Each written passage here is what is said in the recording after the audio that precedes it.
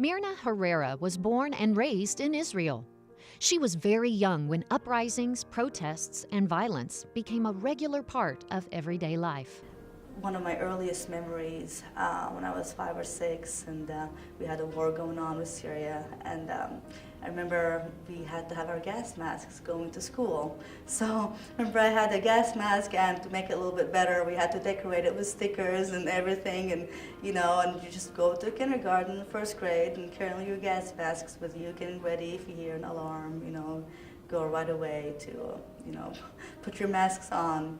And although Mirna was surrounded by a loving and supportive family, they could not shelter her from the things she saw that caused her to later develop post-traumatic stress disorder, or PTSD.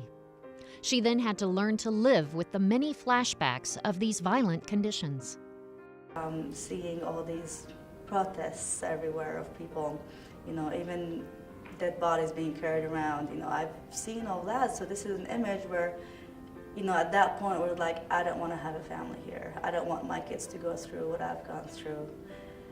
So I kind of made up my mind back then in high school when I've seen some of these images, like I'm not, I'm going to get my education and going to leave to go somewhere that's better without all that violence, because it really affects your emotional state. Despite the challenges, Mirna kept her sense of personal direction and made plans to leave Israel and start a new life. After earning her bachelor's degree from Hebrew University in Jerusalem, Mirna moved to the United States in 2008. Soon thereafter, she began working on an advanced degree in music therapy. I noticed that the pipe organ was kind of my therapy.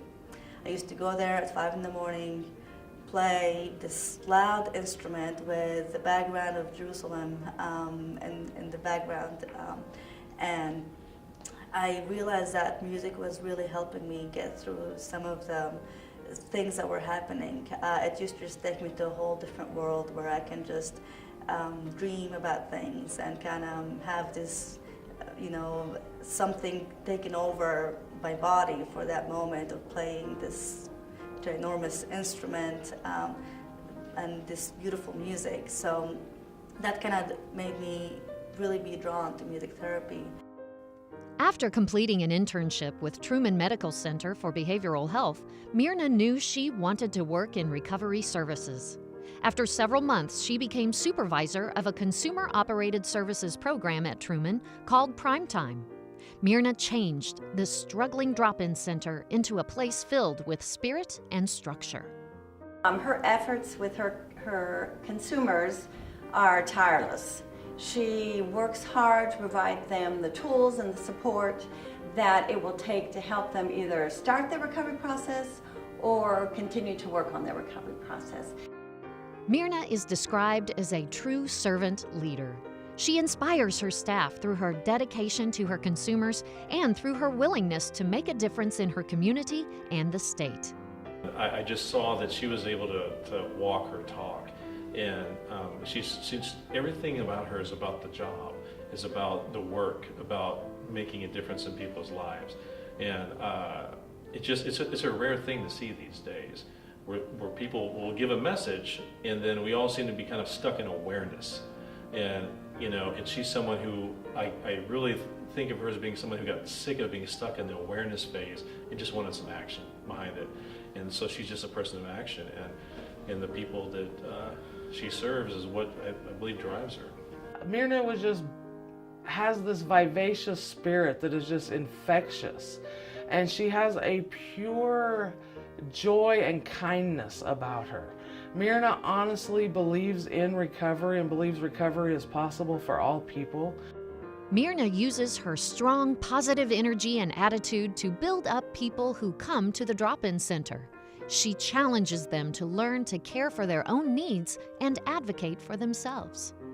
You need to empower people and not enable them, because if you do things for people, then they're not going to learn to do that themselves. You're not always going to be there. You're not always there after hours. You're not always there to save them.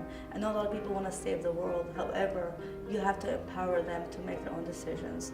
You have to empower them to speak for themselves, to to really know what their rights are to get what they want in life. You know, we all have a choice in life. We can either throw stones or we can be a rock for someone to lean on.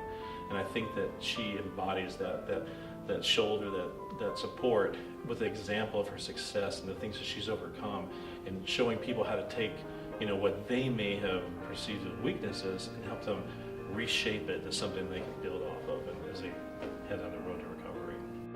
I think this has been not an easy journey for Mirna, but she has a lot of gumption and is determined to do what's right for the consumers and what's best for her job, and has found it a challenge and has really risen to those challenges.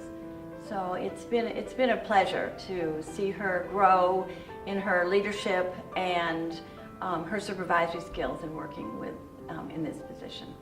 She's a pioneer, and I'm very proud to be able to work with Mirna, and she definitely deserves to be a Missouri mental health champion.